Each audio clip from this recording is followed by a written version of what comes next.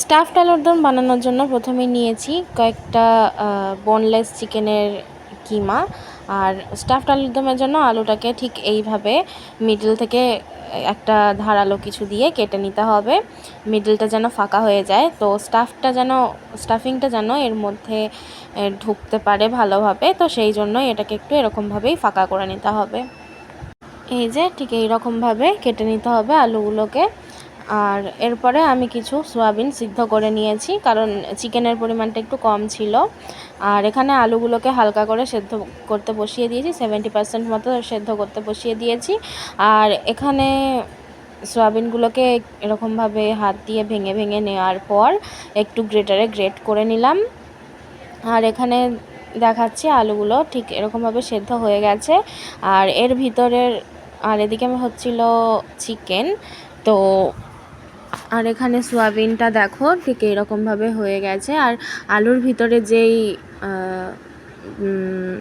বাদ দেওয়ার পর যেই অংশগুলো বেরিয়েছে সেইগুলোই সেদ্ধ করে নিয়েছিলাম আলুর সঙ্গে। আর ওগুলো দিয়ে সয়াবিনটাকে এখন আমি ভালো করে মেখে নিচ্ছি।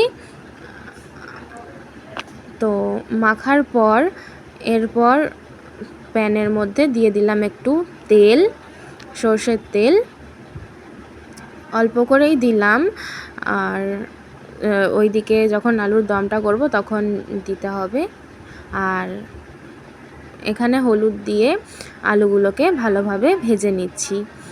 যেহেতু নুন দিয়ে সিদ্ধ করা ছিল তাই জন্য আর নুন দিলাম না, ওই জন্য হলুদ দিয়েই ভেজে নিচ্ছি আলুগুলোকে। তো এখানে হয়ে গেছে আলুগুলো ভাজা। আর এরপর আবার প্যানে তেল দিয়ে রসুন আদা বাটা আর একটু বাটারও দিয়ে দিয়েছিলাম সাথে। তো এরকমভাবে একটু ভেজে নিচ্ছি। এরপর দিয়ে দিলাম পেঁয়াজ।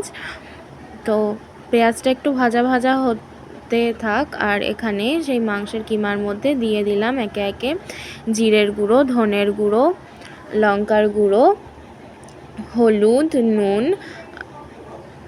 আর এরপর একটু জলও দিয়ে দিয়েছিলাম।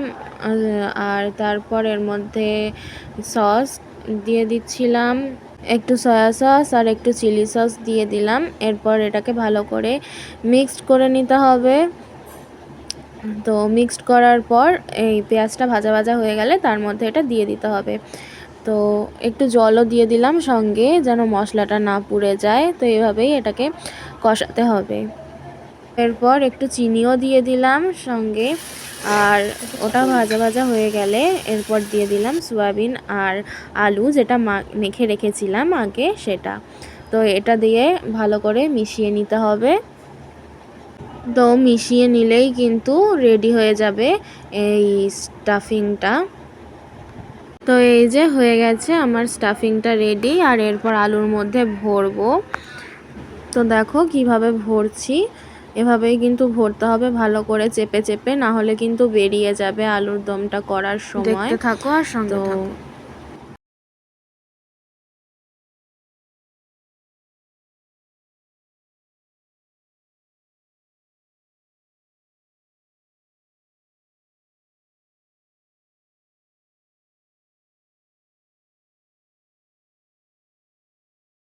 তো এরপর এইদিকে আবার আরেকটা মশলা তৈরি করে নিচ্ছি আলুর দমের জন্য। এখানে জিরে গুঁড়ো, লঙ্কা গুঁড়ো, হলুদ গুঁড়ো, নুন যা যা আগে দেওয়া হয়েছিল সেগুলোই আবার দেওয়া হচ্ছে। আর ওইদিকে কড়াইয়ে তেলও বসিয়ে দিয়েছি। আর এই যে মশলাটা এবার গুলিয়ে নিচ্ছি। তো তেলের মধ্যে এবার দিয়ে দেব মশলাটা, দিয়ে ভালো করে একটু কষাতে হবে যেন মশলার কাঁচা গন্ধটা চলে যায়। আর এরপর এখানে একটা পেঁয়াজ গ্রেট করে দিয়ে দিচ্ছি। পেঁয়াজটা দিতে মনে ছিল না তাই পরে দিয়ে দেওয়া হচ্ছে এটা। তো এরপর আবার এর মধ্যে দিয়ে দেব সয়া সস, চিলি সস। তারপর আবার ভালো করে এটাকে একটু মিশিয়ে নিতে হবে। মিশিয়ে নেওয়া হয়ে গেছে ভালো করে। এরপরে জল দিয়ে দিলাম এর মধ্যে। তো এটা একটু ফুটলে এবার ভাজা আলুগুলো এর মধ্যে দিয়ে দেব। আর একদম লো ফ্লেমে ঢাকা দিয়ে রান্না করে নেব। এই যে তারপর 10 মিনিট পর হয়ে গেছে আমার স্টাফড আলুর দম। তো কেমন লাগছে দেখে জানিও। আর কে কে এরকম ট্রাই করেছো বাড়িতে সেটাও জানিও।